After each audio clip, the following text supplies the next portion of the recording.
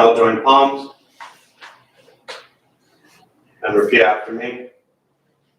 I take refuge in the Buddha. I take refuge in the Buddha. I take refuge in the Dharma. I take refuge in the Dharma. I take refuge in the Sangha. I take refuge in the Sangha. Keeping the palms joined.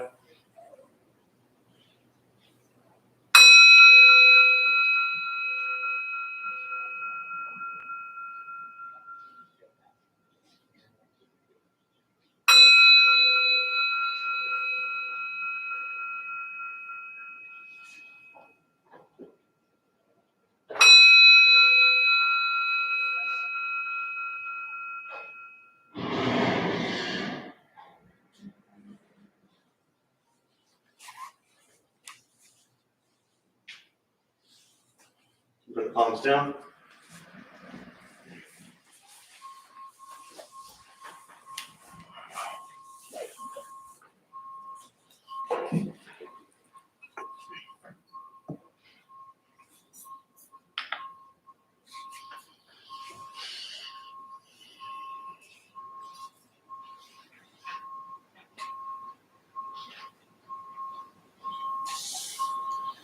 All right, good morning, everybody. Good morning. Thank you all for being here. Appreciate it. Everybody came here on their own volition. Nobody's forced to be here. Just like to know before we start. You never know.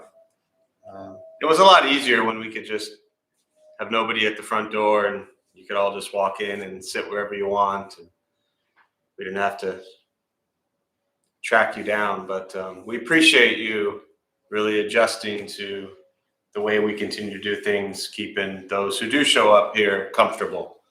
So as much as you all love the RSVP system and being told where to sit and keeping the masks on and us spacing you apart, imagine how much we love it. Just that much more. So, but again, we do appreciate you, especially if you're new. One of the things we always loved about this place was you could just kind of show up and hide out, and don't take this the wrong way, but nobody really cared who you were. You could just show up quietly. I mean, there's been people who've been coming for probably 6-7 years. I don't know their name, and I've never had a conversation with them. And we all quite enjoy that. And now we like microchip you at the door. So we appreciate you playing along, allowing us to sit safely and comfortably as much as possible during these crazy times. So, and it really just, for me, is an endless practice of impermanence and just really settling into the Buddhist teachings that everything is changing all the time. And as soon as we get stuck and fixated in our way of living, our way of being, our views, our expectations, our comfort levels, anyone have routines that you're really comfortable with? Anyone like having those completely disrupted, right? We don't. And that's kind of the times we're in right now. So much of our lives and our routines are disrupted. And then after a year and a half of settling into a new routine and a new schedule, a new way of being, then everything gets disrupted again. And it's really a beautiful practice to just wake up every day and recognize that your entire day is going to be disrupted with things endlessly. You're laughing over here, both of you. Can you relate at all? Yeah, it's just how things are. All right, we have our schedule, we have our expectations, we have how we plan things to go. And we just don't know.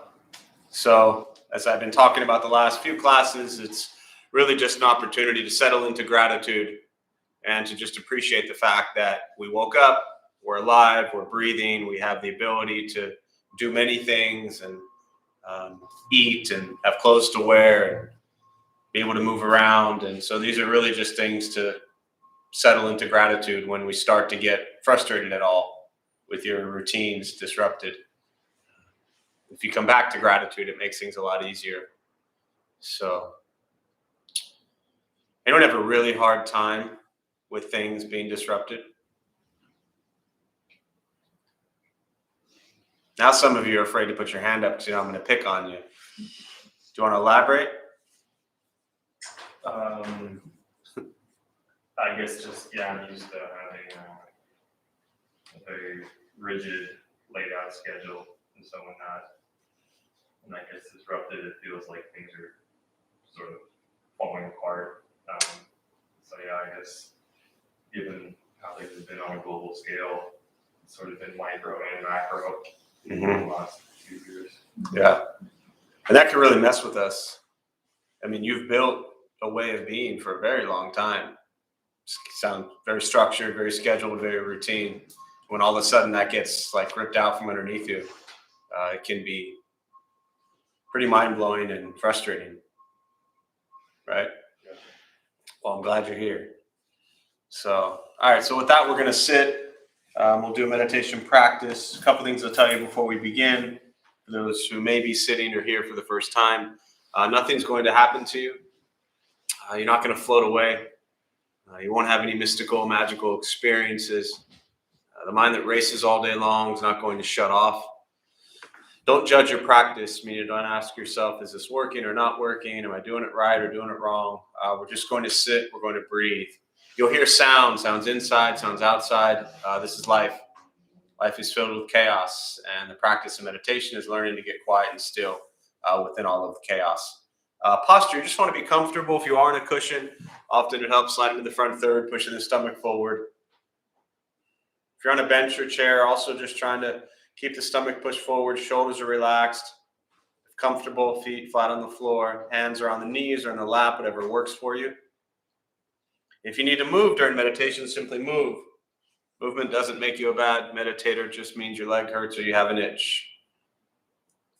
I will guide us as we begin, and we'll settle into a little bit of silence. Most important, do not expect anything. We're just going to sit and breathe.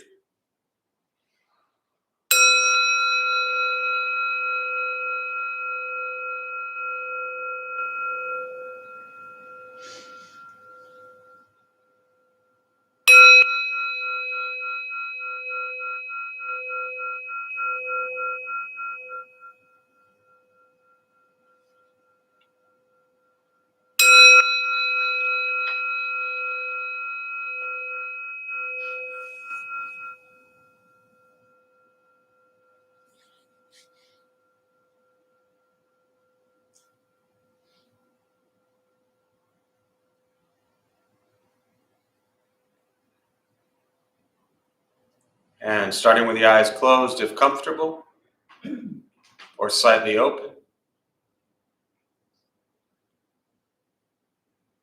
Mouth is open or closed, whatever's comfortable. We'll start with taking 3 deep breaths, slowly.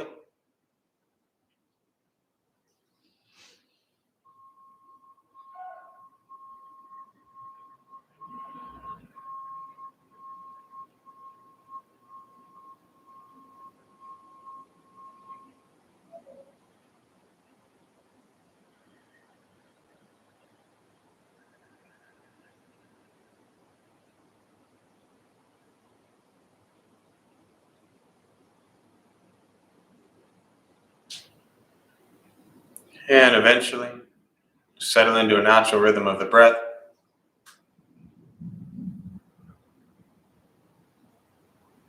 Knowing throughout the practice, you'll hear sounds. These are not distractions, not disruptions. Simply what's happening around us as we sit.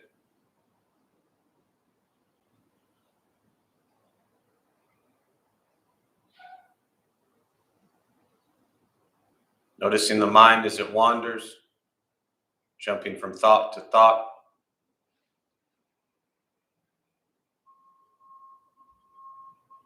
Start with gently guiding the attention, focus to the stomach or chest.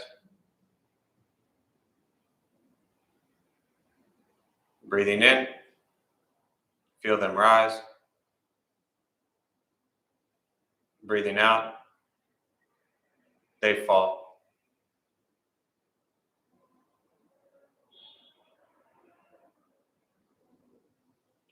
Simply continue this practice observing sensation of breath.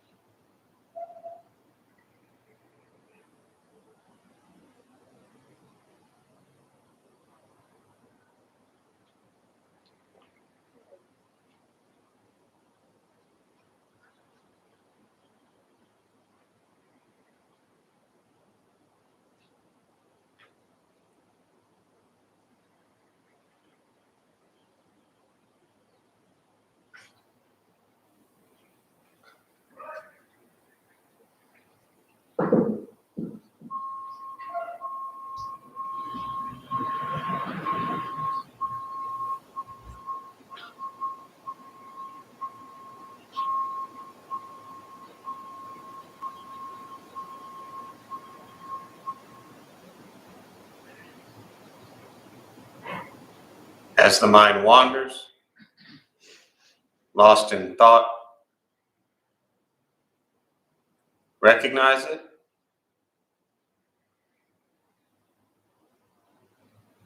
Release that thought. Return attention, focus to the breath.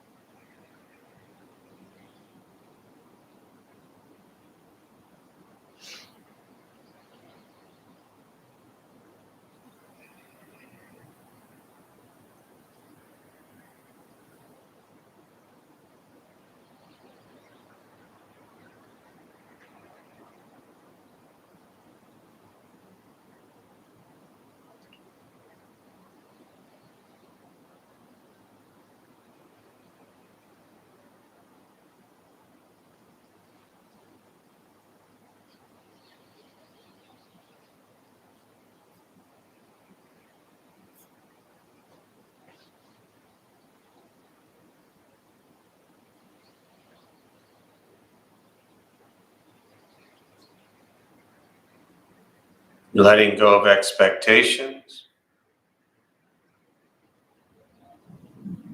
letting go of judgment from the practice.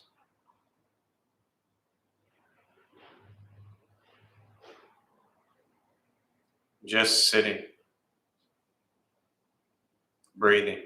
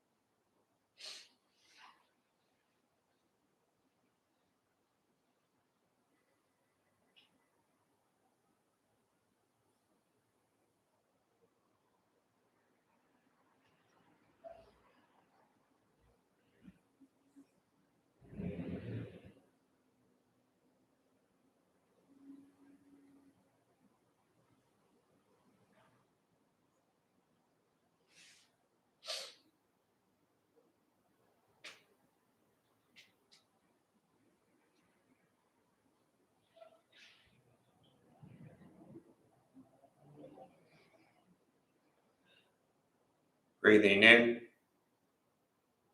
follow breath in.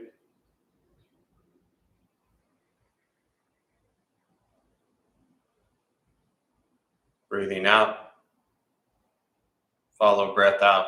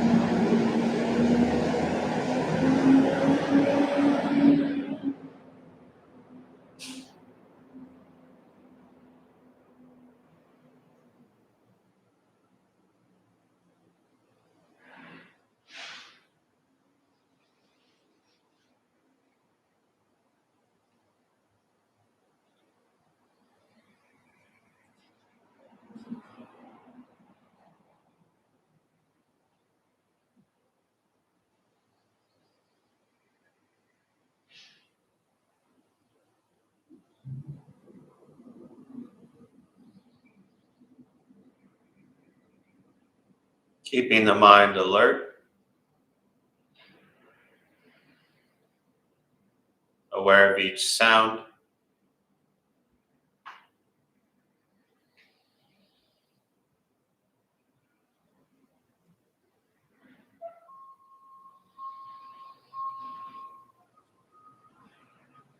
each thought,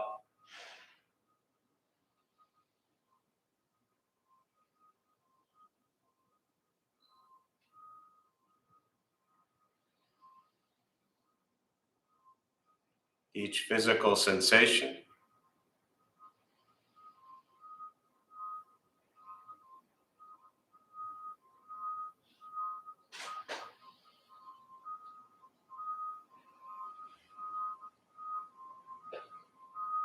yet concerned with nothing but sitting, breathing.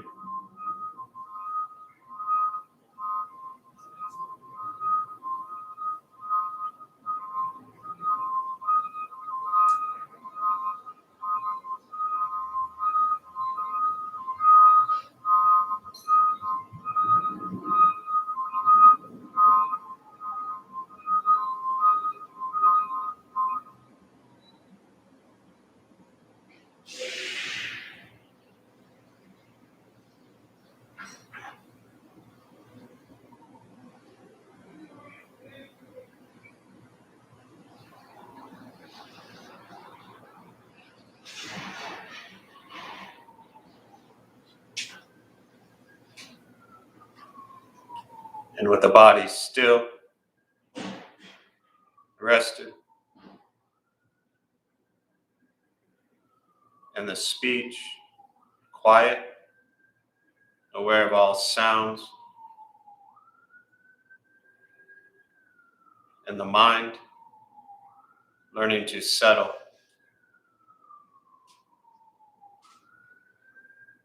know what it's like to just sit and breathe.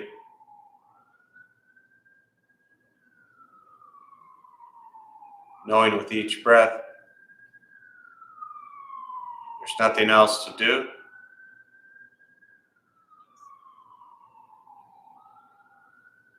Nowhere else to go.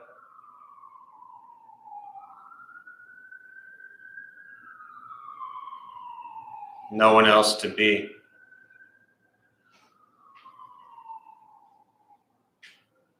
Everything beautiful, exactly as it is. Sitting, breathing.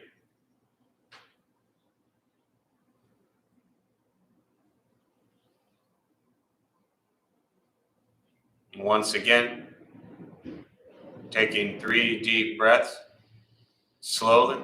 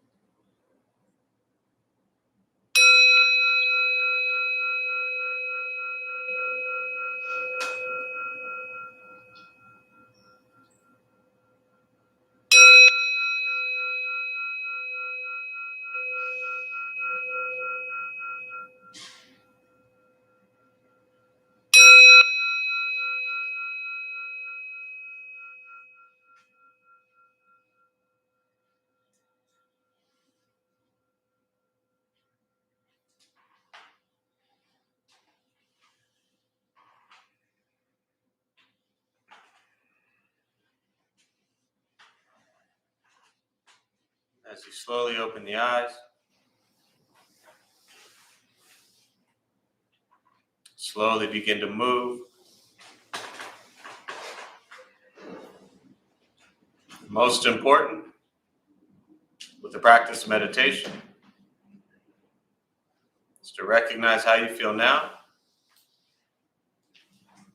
immediately after,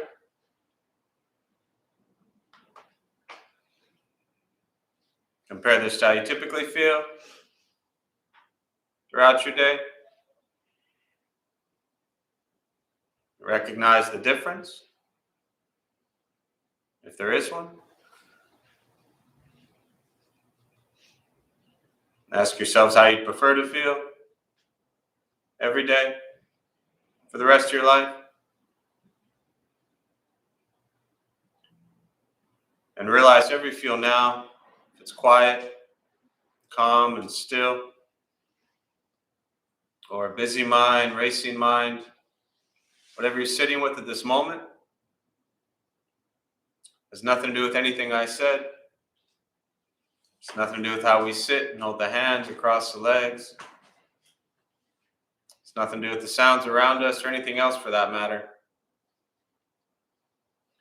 It's everything to do with your own mind and your own mind's reaction to an external condition. This is what the Buddha called pratitya samuppada, means dependent origination. It is the basis of the Buddhist Awakening. The word Buddha simply means awakened. He was a human being, no different than any one of us, who began to understand why he suffered, why he got angry, sad, depressed, stressed, anxious. He began to understand the causal relationship of all phenomena. What that means very simply for all of us, regardless of what you believe in or where you think you're going, our entire life is filled with things that happen. We react. More stuff happens, more reactions. The practice of meditation is learning to get quiet and still. Most of us respond quite differently throughout our days than we did the last 20 minutes. And all we're working on is closing the gap where the way you feel now is closer to how you feel always. Just as driven, motivated, productive, successful, whatever that means to you in your respective lives. But with a mind that's steady, clear, focused, distracted by nothing, disturbed by no one. This practice is not easy. It's not necessarily fun. Meditation is not an escape, as often people think it is. If your life is a crazy, hectic, stressed out mess, meditation doesn't fix that. It makes you become aware of why your life is a crazy, hectic, stressed out mess, so then you can make changes in your life. Meditation is free. Buddhist practice free. Sitting, breathing, learning to be kind to yourself and everybody else you encounter every moment of your life. It's recognizing throughout every day and every moment what you think, what you say, and what you do. Because that creates the world that you live in. The Buddha called this karma. This is your action. This is what you think, what you say, and what you do. Karma is not what goes around, comes around. Karma is not getting what you deserve. Karma is what you give into the world. Your thoughts, your words, your actions. That is very basic practice. Once we stop trying to change, fix, control, manipulate everything and everyone around us, and we work on changing our mind and our reaction to the world around us, life gets simpler. In reality, not much changed. But it has to do with letting go of the one thing that so many people like to hang on to. And that is having what? Control. So this morning I called couple people who drive really loud trucks. And I said, hey, can you show up here right at 11:10? It's going to be perfectly silent from 11 to 11:10. And then right when we start meditation, I want you to show up. We're going to sit for about 20 minutes. Did you notice right when I hit the bell and ended it, they left? I was thinking they just hung around for the meditation practice. But so I invited them to come sit outside and sit with us. And I wanted to make sure that they put the truck on reverse so we could hear the beeps for 20 minutes. Because I really wanted to drive home the practice of letting go of control and sitting with things as they are. When we learn to sit with things as they are, we begin to understand, I believe, what the Buddha was teaching about accepting the present moment as it is. All right? Now, I personally love when things like that happen. When phones ring, right? When somebody's coughing like crazy. Well, not during a pandemic, but, typically those things that happen in meditation, the phone rings and no one's like, oh no, that was my phone. And then they're, freaked out for 20 minutes thinking they ruined everything. Then they go outside and they talk on the phone. They're even louder outside than they were in here. They might as well just stay in here and talked. But I love when things like that happen during the meditation because it's an opportunity to recognize how we respond to things that occur differently from what we expect. Now, especially if you're here for the first time, right, and you're going to a place for meditation, you would have this crazy, ridiculous idea that it's going to be quiet. Abandon all expectations, and you begin to settle into this practice. That's very challenging because we have ideas of how, which I thought it was quite ironic from what I started talking about today to then that. We have ideas of how we expect and want things to go. But what's interesting is, and imagine, if you will, if you're someone who meditates at home and has a practice at home, that you're doing this at home and all of a sudden there's noises outside or the phone rings or someone comes in and starts talking to you. What I noticed during the 20 minutes of sitting here, unless you did it very quietly, nobody got up and ran outside. Nobody went and yelled at the truck people to turn off their trucks. You might have thought about it, but nobody did anything. You just sat with it. Now, when you're at home, when you're living your life, when you're going through your day and things occur that you don't want, can you just sit with it? You all did quite well here. Unfortunately, we don't show up here to be good here because, nothing personal, but I don't want to be stuck with you all day long, right? We do this here so when we go back into our day and we're challenged and we face difficulties and people tell us things we don't want to hear, we're able to observe it. Observation is such an important part of this practice. Observing what other people and places and things are doing and observing your physical, mental, and emotional responses to what's occurring. And that's why, well, there's many reasons that meditation is important, but that's one of the reasons meditation is important because it allows us an opportunity to just physically set everything down for a moment and just sit with our thoughts. And the better we become at sitting with our thoughts, the better we become at recognizing what they actually are. Because your thoughts turn into your words and your words turn into your actions. I mean, this practice, it never changes. You never master it. It doesn't you do this thing for 6 months and then you're on to the next practice. You will be challenged. Does anyone tell you things that you don't like to hear? I mean, this is the holiday season, so it's like prime. That's never going to change. The only thing that can change is the way we respond to all these people and places and things that drive us crazy. And it doesn't mean to ignore it. It doesn't mean to avoid it. It doesn't mean to just pretend that everything is great and not stand up or fight for what you believe, but it means do it with an awareness and a sense of compassion and love in your heart, not a sense of anger and hatred and frustration. Because when we come from that place, we just create a bigger mess. But Learn to be with things as they are. And I've found that practice will allow you to have a more pleasant day.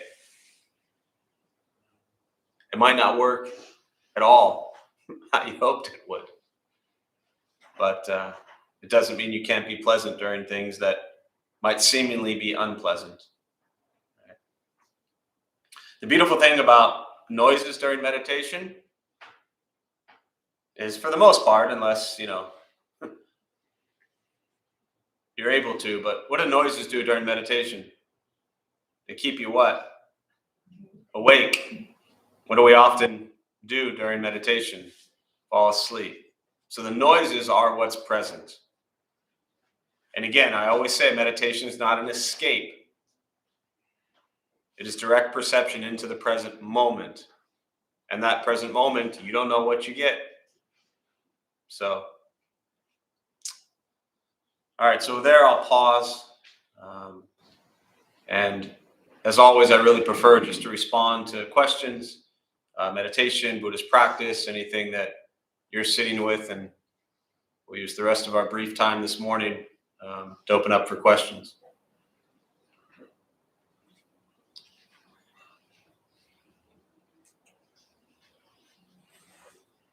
Yeah.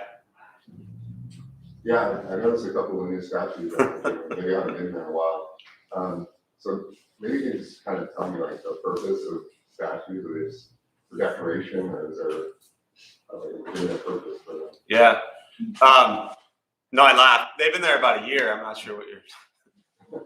The ones on the side. They're new. Yeah. I laughed initially because they've been up there now. I think for maybe 4 classes that I've led, and in each one of the classes, the very first or second question was that. So I'm glad the awareness is there. That's really great. So the question, I'll talk specifically about those. Maybe first, yeah. So let me do that first. Yes, those are new. The 2 on the sides. They're called Dharma protectors in Buddhism. So you have the Buddha, who's this dude who became an enlightened being. That's what the word Buddha means. Awakened. And you have what's called Bodhisattvas. I often use a reference as like an angel, a saint. These were enlightened beings as well. And you have a lot of different Bodhisattvas. And then you have what's known as Dharma protectors. And Dharma protectors are exactly what they sound like. They are protectors to keep things safe. And so these 2 specifically, his name is Heng, H-E-N-G. The other is Ha, H-A. And they're specific to Japanese, Chinese, for the most part, historical Buddhist practice and cultural references as well, stories, things like that. But they protect temples, they protect the teachings. There's right when you walk into the temple, the shrine that's right there as you walk in, there's a black Buddha right there sitting on the black case. Right, you'll see it from the door, and then above it, there's a scroll. That's Dzongkwe. He's also what's also known as a Dharma protector. And they're seen as very often like wrathful. In Tibetan, they call them wrathful deities. And so imagine, if you will, 2,500 years of history of Buddhist practice. And so many different cultures. Starting out in India for, say 100 years or so, and then going south into Thailand, Laos, Vietnam, Cambodia, and then 500-600 years later, Buddhism spreads up into China, Japan, Korea. And then about 1,000 years after the Buddha died, it goes into Tibet, and it really kind of settles there for about 1,000 years. Maybe 100 or so years ago, give or take, it works its way to the West, US, Europe, Canada. And so for 2,500 years, you have this one simple teaching that has spread. And as Buddhism goes into a new culture, it meshes with local culture. So when Buddhism went into China, for example, you already had Taoism, you had Confucianism, you had Shintoism. So you have 3 religious, spiritual, cultural practices that then, here come the teachings of the Buddha. So they mesh with the culture. I'll get to the statue part in a minute, the second part of your question, or one part of your question. And each culture has its own way of representing Buddhist statues, Buddhist iconography. They're really quite, these are called tankas, these 4 pieces up here. Tibetan, Nepalese, Bhutanese practices, and these are part of the ritual practice for Tibetan lamas, monks. They'll take months and months to do these. And so they're meditative practices. And each, like I said, culture has its own different ways. Those are just ones that are simple to point out. Now, years ago, and I think this is the best way to respond about kind of the meaning of statues in general. First thing I'll say is the Buddha was very clear. He said, I don't want any images of me. You can see how well people listen to that stuff, right? He said, I don't want any images. I'm just a guy, just a person, not a god. I don't want to be anything like that. So, again, I'm not a scholar. I'm not a historian of Buddhism. I've never studied it that way, but, picked up bits and pieces along the way. Anyone know what the very first image of the Buddha was? Anyone take a guess? The feet. They came together eventually and they said, we want to have something that shows. They were afraid that maybe people would forget, or they wanted symbols to represent the teachings. So they made images of the footprints of the Buddha to represent Buddhist teachings moving, like walking, right? So clearly images have grown since then. They became huge going across the Silk Road. The merchants would bring, they were going through Mongolia, and the merchants would bring monks with them for protection. And they started to bring little images of the Buddha. In fact, historically, the very first thing that works its way into a country when Buddhism first arrives is the images of the Buddha. For over 2,000 years, it's been that way. The first thing that shows up in a country is the images. My 77-year-old Jewish mother has bits and pieces, very little bit of knowledge of Buddhism, but she sure loves that happy Buddha, right? It just makes her smile. So now, something years ago, Venerable Master Huiguang was a dear friend, a great Buddhist teacher. Someone asked him about statues specifically, right? And they were like, why? What's the purpose? And he comes from a Chan, which is Zen background, Chan in Chinese, Zen Japanese. And his response, I thought, was really beautiful. This was at the old El Cajon Buddha Fear location. And he said, if you can look at a rock and you see no difference than the rock and the image of the Buddha, someone had asked about shrine, like building their own shrine. And he said, then just put the rock. But if you look at the rock and it doesn't give you the same feeling as looking at the image of the Buddha, then you need the Buddha for a while until you recognize there's no difference between the Buddha and the rock. It blew me away when I heard him say that. So that's a short answer. Does that help? Yeah, thank you. Yeah, for sure. I was just going to say that it was great you brought up this topic today, because I realized in the last a while how when things don't go my way or I'm up against something, how it feels like survival. It feels like I have to fight or I have to run. And I'm just recognizing the impact of that on my life, on the people in my life. And it's I don't know, I guess I'm just struggling with that. Yeah. And knowing what to do with that, because it in the moment, like I can see it, but then in the moment it feels like there's nothing that I can do except fight or run. Yeah. Or sit. Or sit. Yeah. So it seems like there's nothing you can do. It's the old fight or flight thing. And, there's definitely some truth to all that. And I get it. You can fight, you can run, or you can sit. And by sit, it's loosely really a metaphor for be. I mean, if you're in a situation that's, you're arguing with somebody, you could try just sitting down and just see what happens. It'll definitely change the dynamic there. But when I say sit with it, really loosely meaning just to be with it. And yes, that's the idea, is that the Buddha taught very clearly that we have an aversion to so many things, and we run away from discomfort, and we run towards pleasure, comfort. And we're so conditioned from birth to do this, right? When you're a baby and you're screaming, or any baby screaming and crying, what does somebody typically do? You pick them up, you hold them, you figure out why they're crying.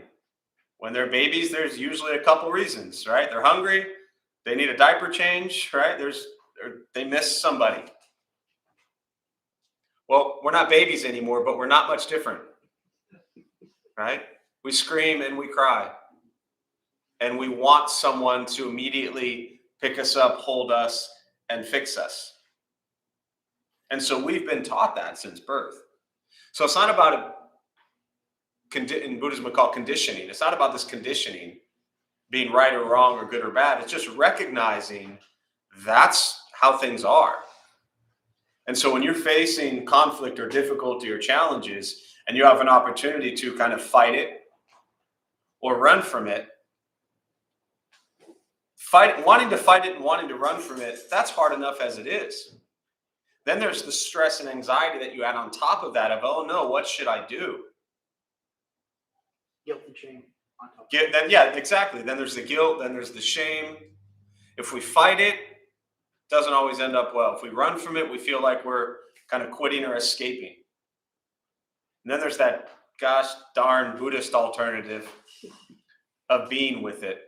Now, again, I want to say for anyone who might be new to Buddhist practice or has never really heard this stuff, it doesn't mean if you're in incredibly unhealthy, dangerous, toxic relationships, which a lot of people in this room and in the world are, Buddhist practice is not teaching you to sit with that and be with it. If you're in a very unhealthy, abusive, whatever it might be, please remove yourself from that situation. It's not about saying, well, I'm Buddhist, so I'm going to continue to stay with you while you abuse me. That's not the teaching at all. You don't become a doormat. But you recognize what's unhealthy. And when it comes to being with things as they are, then you have to recognize where is your limit, right?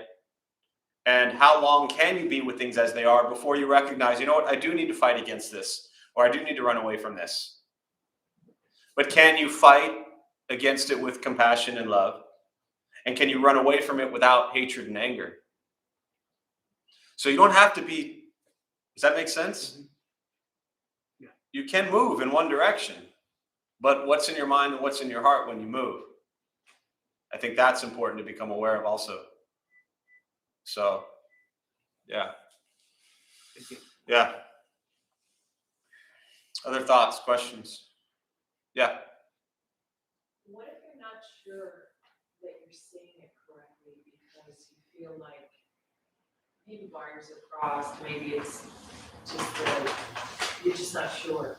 So the question, if I heard you correctly, just to repeat for our millions of YouTube followers, what if you're not sure if you're seeing it correctly? Is that what you said? And if like the wires are crossed? Yes. So this is an easy one. You are definitely not seeing it correctly. Right? Now bear with me here for a minute. If you look at the Buddha's teachings, what he's really getting at is the fact that we only see things from our own lens and our own perception, which is not reality. Okay? It's our perception of reality. And what that means is we are seeing things from our experiences, our past experiences, our judgments, our labels, our ego, our sense of self. Everything we do throughout the day is coming from my lens. So when we look at a situation, we're not seeing the truth. We're just seeing our perception of that. And as you say, what if the wires are crossed? This is where communication obviously is key. Understanding. You ever been in an argument with someone? In that argument, you think you're right? What do you think the other person thinks? There's a courthouse, right? What's that? There's a courthouse, many courthouses, Yeah, sure. two sides. Always. And very often, neither side is the ultimate truth. It's somewhere in the middle. And so in situations like this, for me, what I've learned from this practice is it's not about, like, if you look at the way the initial question was, if you're not seeing it, clearly, it's not about actually defining exactly what is right or wrong. It's about understanding, why do I have this perception? Why am I attached to these views? What am I holding on to? And then trying to actually listen to the other person. And I'm just using the example of maybe a one-on-one debate, argument, whatever it might be. Try to listen to the other person as well. Why do they have their views? What are they holding on to? What are they attached to? And can we communicate to where we understand?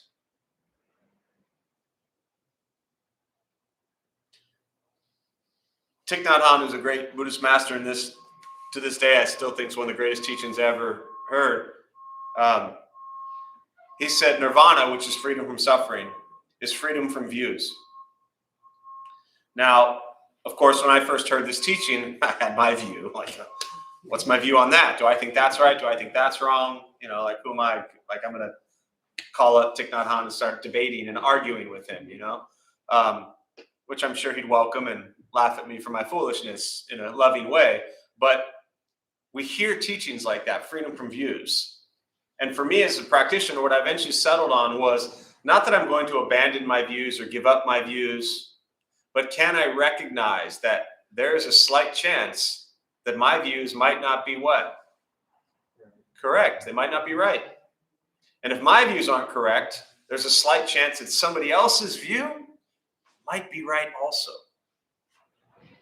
And ultimately, it's not about either, and this is kind of what I was getting at, is it's not about either view being right or wrong, but understanding, to repeat myself, why we have the view we have and why they have the view they have. And then it's very common as a follow-up to this to say, well, there are certain things that are just right and just wrong. I get it. But again, this isn't about right or wrong. This is about understanding why someone does the things they do. That takes a very deep level of practice to try to understand, why would someone go do something? And to not judge them for that. I don't know if that's helpful at all, but yeah, it is difficult. There's a level of discernment. Buddhist teachings talk about wisdom and compassion. And there's a level of wisdom, a level of discernment that's required in all situations. But it often helps to try to remove ourselves, at least our ego, so heavily from situations to see where we end up. So my situation specifically is sort of repetitive. Like there's been an issue. We've talked about it. I've looked at their side. They looked at mine. We've come together and resolved it. And we are in each other's lives. And so, but it continues to emerge. And you get to a point where you're trying to heal yourself from whatever childhood trauma or whatever, and the way you perceive things. But you also feel like you want to empower yourself because maybe you haven't empowered yourself thus far. And so it becomes this sort of fine line. yeah, no, it does. And I think that, there's therapy and counseling, and there's Buddhist practice. All of them incredibly important, but also different. Therapy, counseling, working through childhood trauma, all that stuff is incredibly valuable and important to do. Buddhist practice is different in a sense that all of that has occurred potentially. Again, I don't like to know details. That's already more details than I want to know. But I talk about trauma a lot. Buddhist practice is recognizing that all of these things have occurred in our lives and in the lives of those around us. But here we are. And we have a choice. We can tell ourselves the same story over and over and over again.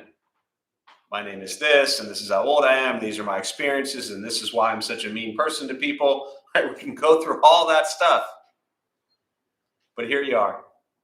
So can we work on dropping that story and be present as if you said it keeps coming back? I forget your exact words, but something keeps occurring. Zen Mind, Beginner Mind. Great book, Shinra Suzuki. Approaching everything as if it's occurring for the first time. Every single time. Therefore, you're not hanging on to the years of things that are occurring to you day in and day out. You're recognizing, oh, this is what I'm facing today. Now, it might be that way tomorrow, but get through today first. But if you get to tomorrow and say, well, this is what I dealt with yesterday and this is what I'm dealing with today, and if you start tallying that up, it's miserable. But if you approach each difficult situation as if you've never approached it before, this is the beginner mind, you yourself might open up to some of the anger or resentment or whatever. Again, I don't know your situation. I'm just making stuff up. So I'm rambling not just to you, but to everybody. But if we approach a situation that is recurring, what that means is in our mind and in our hearts, we've gone through it many, many times. And so we cannot face it for the first time ever because we've already built up so much anger and hatred towards it that as soon as this person breathes, we're already pissed off. I'm sure none of you can relate to any of that. The laughter told me so. It's harder with the masks, you know? Yeah. So, I mean, the moment that phone rings and you know who it is, you're already angry. That is not beginner's mind. So, very difficult, yes. Any last question or thoughts?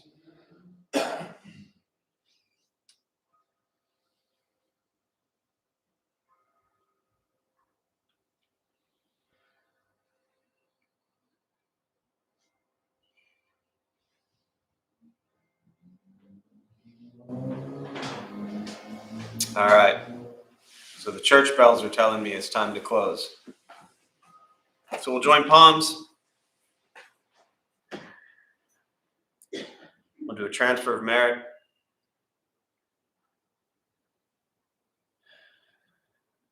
May any merit gained from this practice be transferred to all beings in all directions. May all be at peace. May all be free from suffering. May any merit gained be transferred to the more than 4 million lives that have been lost during this pandemic, and to the family and friends who continue to suffer to this day. May they all be at peace and free from suffering. May we all be at peace and free from suffering.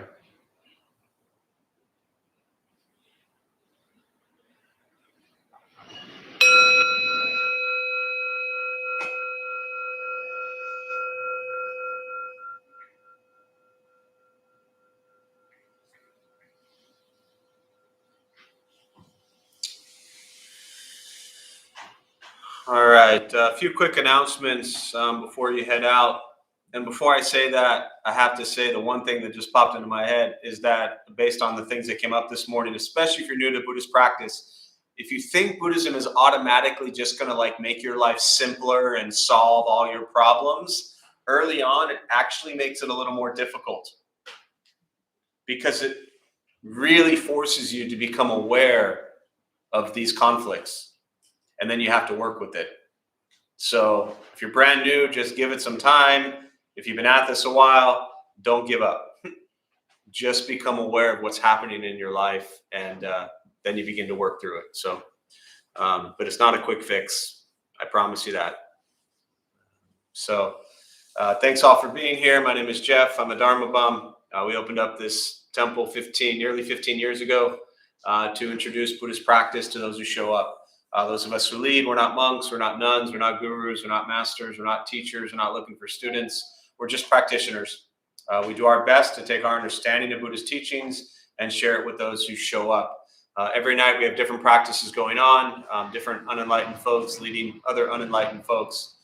We shut down, as most of you know, for 16 months completely during the pandemic. We built a completely brand new online virtual temple, which was really beautiful and continues to exist. We opened up about 3.5, 4 months ago. So we do have almost all of our schedule back and in person, but we do still have a bunch online. Tuesday, Wednesday, Thursday nights, we sit here. I do the Tuesday night class. Alex does the Metta Loving Kindness on Wednesday, and Travis does the Dharma Bum Basics meditation on Thursday. And then again here Saturday morning. Our Recovery Sangha meets in person twice a week, Tuesday night downstairs, and then our normal Sunday morning here at 10 a.m. The only classes that do require RSVP still is the Tuesday night Recovery Sangha. That's downstairs, and we cap that at 17 people. And then this one Saturday morning, which we cap at 40. So Tuesday night, Saturday morning, we do still require RSVP for the Recovery Tuesday. Temple Monday through Friday opens up at 8 a.m. We do a sit at 8 and 8:30, so you're welcome to just show up. There's no talk. It's not a class. It's just 2 25-minute sits. So if you want to come sit in the morning, you're welcome to come sit anywhere. There'll be somebody that leads and hits a bell, and that's it. So real simple. And then we open up again in the evening for class time. So it is still closed throughout the day. Buddha for You, same thing. We are open. So Maggie is downstairs right now, 12 to 3 Saturday and 11:30 to 3 on Sunday. Buddha for You is open. During the week, it's open Tuesday, Wednesday, Thursday, an hour before each class. So if you need anything, that's there for you. Other than that, again, we appreciate you being here and doing our best to keep everybody healthy and safe and comfortable. So we appreciate that. I wish you all well. Good luck out there. And enjoy. Thanks.